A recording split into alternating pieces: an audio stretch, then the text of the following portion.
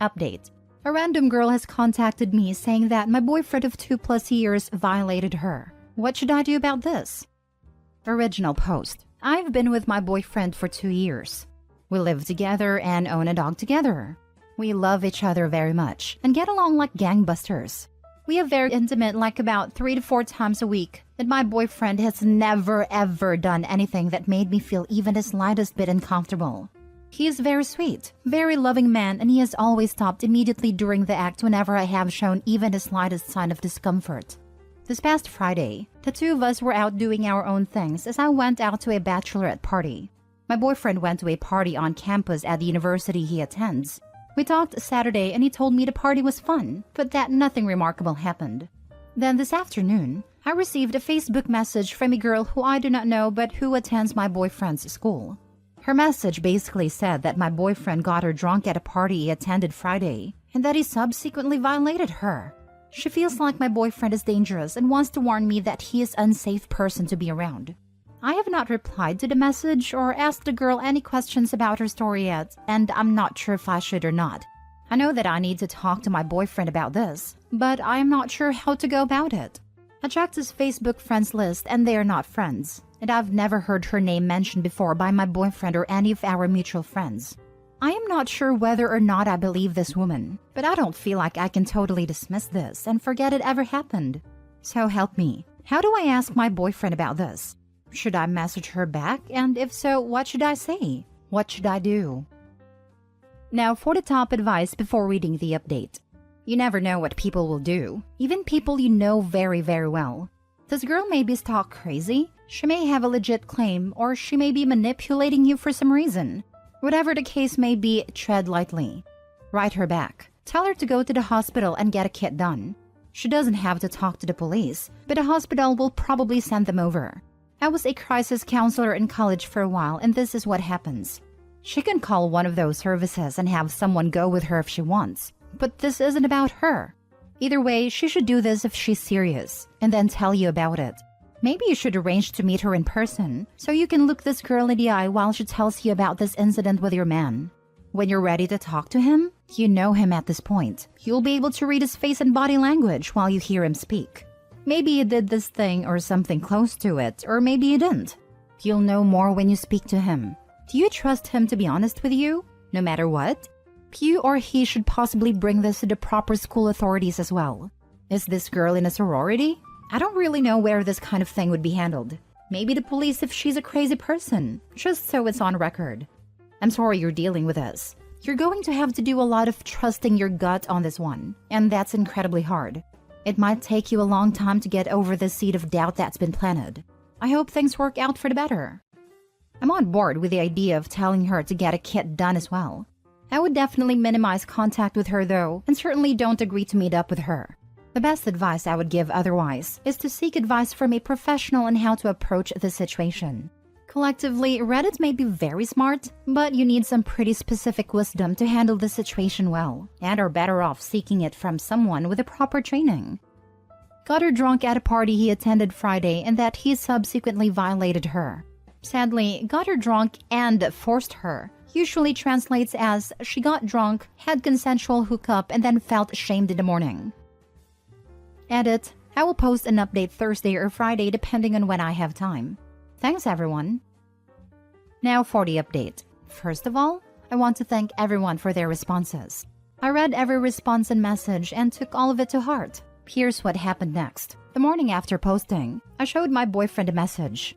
He denied everything, but I could tell right away from his body language that something had happened between him and a girl. I asked him if he was okay with me talking with a girl in person or contacting the host of the party to ask about the girl's story. At first, he was really reluctant to let me investigate further, but after a while, he seemed resigned to the fact that I was going to get to the bottom of this one way or another. He told me that he understood why I was worried and that he was okay with me doing anything I could to set my mind at ease. I took that as a good sign and called the host of the party, who really didn't tell me much, just that my boyfriend and a girl were both there. I then arranged an in-person meeting with a girl. I met the girl for coffee. Once she was in front of me and I asked her face-to-face about whether she got a kit done, she changed her story a lot. She told me she had met my boyfriend at a party last Friday. She said that they spent the whole night drinking and talking. She said that after the party was over, she and my boyfriend went back to her apartment and ended up accidentally hooking up, whatever that means. She said she sent the message to me the next morning because she was upset when she looked him up on Facebook to friend him and saw that he had a long-term girlfriend.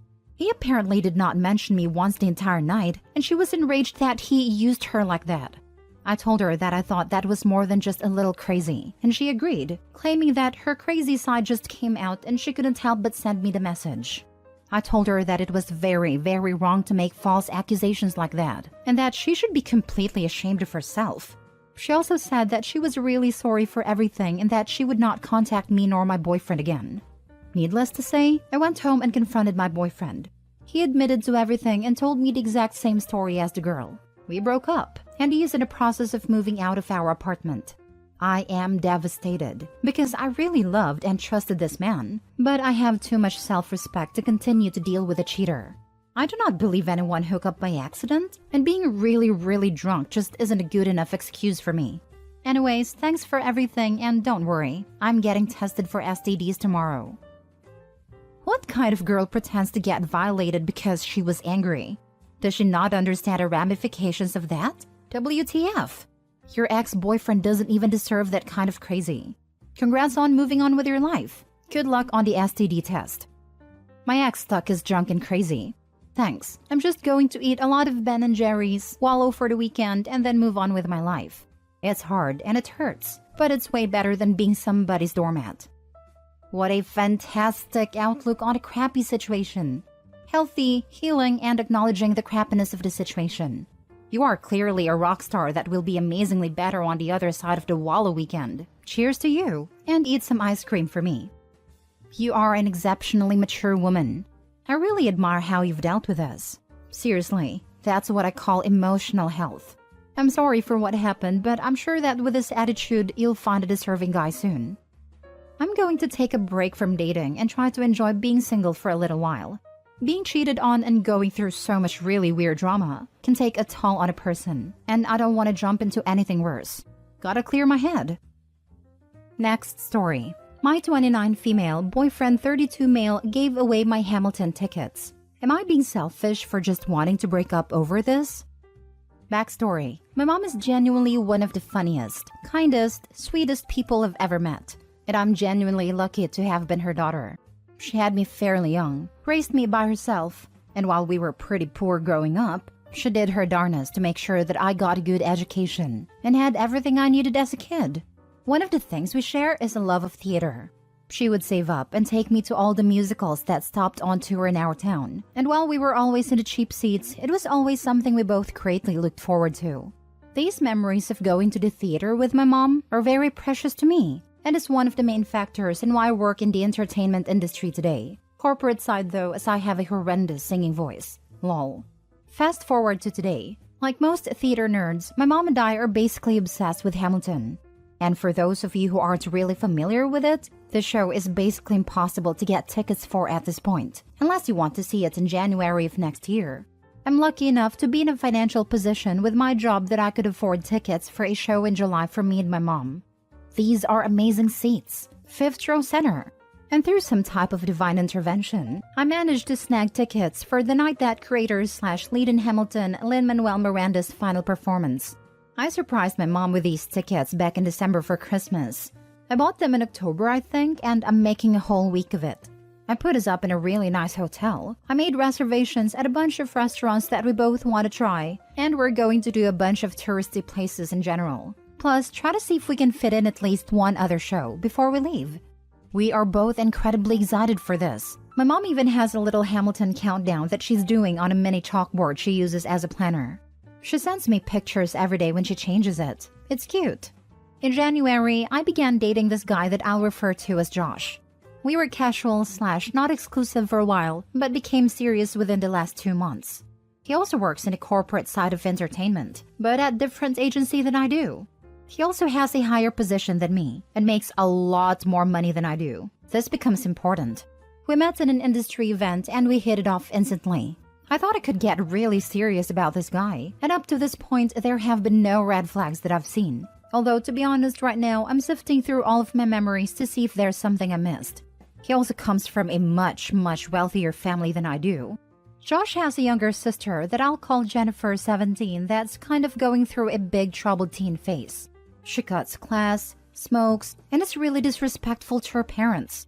I've only met her once, but as far as I know, she's not doing anything too bad. She's just kind of a sad kid and could really benefit from some therapy. I floated this by Josh, but he said his parents are kind of disdain of therapy in general. Josh says they can't reach out to her no matter what they do, and they've tried everything, except trying to get her to a counselor. But whatever. Actual problem time. Sunday night, I was at my place with Josh. We were drinking wine and cuddling while watching the Tonys Theater Awards show. My mom was texting me during the Hamilton performance and geeking out about how excited she was. I laughed and showed my mom's text to Josh because I thought it was so adorable. And he didn't say anything off, but he was acting kind of strange after. He asked me what date the show we were going to was. I told him, and then he went into the other room to take a phone call. I thought nothing of it because we both have to take random phone calls like that for our jobs all the time, and is going through kind of a tough time it is. He was in an unusually good mood afterwards and said he had to go home early because he had to sign some forms at the office early tomorrow, before we met up to get brunch with his parents later that day. Again, nothing too unusual, and pretty common with the both of us. He picks me up at work for the brunch with his parents, and again, he's in an unusually good mood. I ask what's up, and he says vaguely that things are going well at the office and this deal he's trying to make is finally going through. I don't really press for info because we both try to avoid work topics, partially due to work stuff being fairly banal, and partially because we both have to sign some pretty gnarly NDAs a lot of the time. And this is only my second time meeting his parents, so I'm still a bit nervous about brunch. We get to the brunch place, and the first thing his mom does when she sees me is give me a huge warm hug and profusely thanks me for my kindness. His dad also gives me a huge handshake and thanks me for helping out with Jen. I'm kind of WTFing because I have no clue what they're talking about. I ask what she means, and she says for giving her the Hamilton tickets. I turn around to Josh and he just had this big grin on his face. Guys, that time my boyfriend was away talking on the phone for business, he was actually on the phone with Jen, promising that I would give her my Hamilton tickets. I was so thrown off by this that I kind of not very tactfully, I admit, say how I had no clue about this. Josh looks angry, and his parents are equally thrown off. But instead of getting mad at Josh, his mom just says, "Well, you can still give them to her though, right?" And they all look at me like I'm supposed to just agree with this. And I try to explain that the trip is actually for me and my mom, and how important this is to my mom. All three of them start going on about how Jen is super excited about this, and that this is the first time that she's not been mad / expressed happiness to them in a while. And that's how the next half hour goes basically, until the parents leave, mad, and the dad calls me a selfish cow. I'm so flabbergasted that I just sort of put up with it, but I could barely get a word in. Josh and I go outside a brunch place and he starts screaming at me about my selfishness, and how Jen is going through a much harder time than they thought. He wasn't very clear on this, so I'm not quite sure what it meant. And that I'm being childish because it's just a musical. I hate having arguments in public. Also, this is one of my favorite brunch spots and I wanted to be able to come back without being embarrassed, so I wasn't really engaging. He eventually called me the C word and then left in his car, which is awkward as hell because it was valet parking, so he was just kind of stewing by the valet stand while I was waiting for my Uber. Later that night, I texted him saying while I wasn't giving up my tickets, there are still some available on that date. However, they cost about $2,500 due to ticket scalpers jacking up the price. Believe me, this is not a problem for either the parents or my boyfriend. He literally just bought a $3,000 watch for funsies last week. But the only response I got was that was an exorbitant fee, which I agree, but not the point he refuses to pay. And that he didn't understand why I couldn't just give the tickets to Jen. I also got texts from both his parents pleading with me to give the tickets. And also they forwarded an email to me that Jen sent to Josh and her parents, thanking them for the surprise. Apparently, she's also obsessed with Hamilton and this is making her year. Also, we live in LA. Do they also expect me to give up my plane ticket / hotel? What was their game plan here? Look, I completely understand wanting to help out with Jen, and I feel really bad that apparently her family's filled with weirdos. But this has been also baffling, and the entitled behavior they displayed is a massive turnoff. I'm not giving up these tickets, but I also kind of want to cut my losses here. The attitude Josh displayed towards me outside of the brunch place was very unpleasant to say the least. And he knows how disrespectful I find being called a C-word, so I'm of half a mind to just break up with him. He knew I had these tickets for a while, and I don't get why he decided to do this now at all. But should I contact Jen and explain it all? I just saw that he made a really excited post on Facebook about it. I'm not friends with her, but I'm friends with my boyfriend and I liked her post. I would straight up buy the ticket for her. But frankly, I can't afford those prices because I'm saving up for the New York trip for my mom. How do I move forward? Now for the top advice before reading the update. This is really bizarre and I think you should break up. I'm super confused though still, as I'm sure are you. Who would think this was a reasonable way to go about things in a million years? I really don't understand how we can see texts from OP's mom freaking out with excitement about going to see this show and immediately think that the tickets are up for grabs. What a narcissistic a-hole. No wonder Jen is having such a hard time. She's being raised by narcissistic a-holes like these people. I genuinely feel bad for Jen. I didn't go into detail about this because my post was already way too long, but the email I was forwarded made me cry. She's having a really tough time as being a teen girl in LA sucks. And the Hamilton tickets made her feel like she was actually being listened to / understood by her parents. This is all messed up. So, they not only gave your tickets away, but they didn't even tell Jen it was from you? They just took credit for it? She thanks them several times, so I'm fairly certain they said it was a gift from them. There's no way I'm giving up the ticket still, but frankly, after the limited interaction I've had with her parents, I can definitely understand why she's acting out. Now for the update. Yeah, I'm typing up an email dumping him right now. Normally, I think it's better to meet up in real life for things like this, but his behavior both during and outside brunch was scary, and I would prefer not to be alone with him right now. Maybe that's paranoid, but better safe than sorry. I think this is one of those situations where everything was so crazy, and they were acting like this is totally normal behavior, that I thought I was the insane one.